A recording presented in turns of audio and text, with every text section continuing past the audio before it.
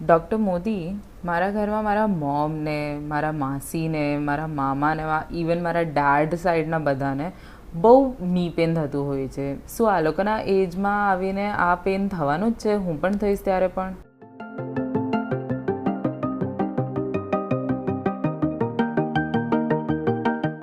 સો ની પેન જે છે એ બહુ કોમન બીમારી છે.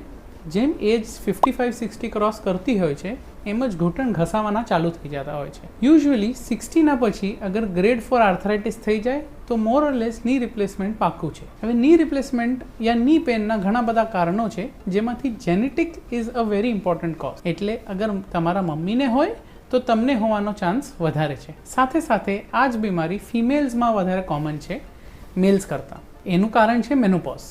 મેનોપોઝ પછી જે હોર્મોનલ ચેન્જીસ આવે છે એના વજહથી કાર્ટિલેજ સોફ્ટ થઈ જાય છે અને કાર્ટિલેજ ઘસાવા માંડે છે.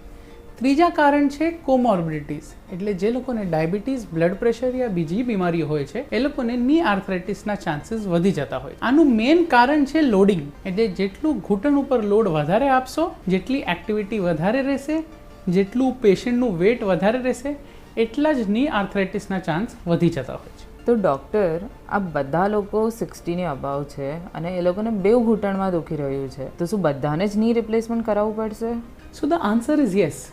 જેની બી એજ 60ના અબાવ છે અને એક્સરેમાં ગ્રેડ 3 ઓર ગ્રેડ 4 આર્થરાઇટિસ ઓલરેડી દેખાય છે, તો એના માટે ની રિપ્લેસમેન્ટ સિવાય બીજો કોઈ જ ઓપ્શન નથી. પણ ની રિપ્લેસમેન્ટ ખાલી લાગવાનું છે, એનાથી ડરવાની જરૂરત નથી, કારણ કે જેમ આ નોર્મલ એજિંગ પ્રોસેસ છે એમ જ ની રિપ્લેસમેન્ટ પછી તમારા ની એબ્સોલ્યુટલી નોર્મલ, એટલે પહેલાં જેવું દુખાવો વગર ચાલી શકશે. પણ એ છતાંય, કારણ કે ની રિપ્લેસમેન્ટ બહુ જ કોમન ઓપરેશન થઈ ગયું છે, રોબોટિકના હિસાબથી બહુ જ પેન ફ્રી અને બહુ જ સરળતાથી આગલા દિવસે જ પેશન્ટ ચાલી શકે છે. એટલે એમને કહી દેજો કે ડરવાની કંઈ જરૂરત જ નથી. Okay, thank you.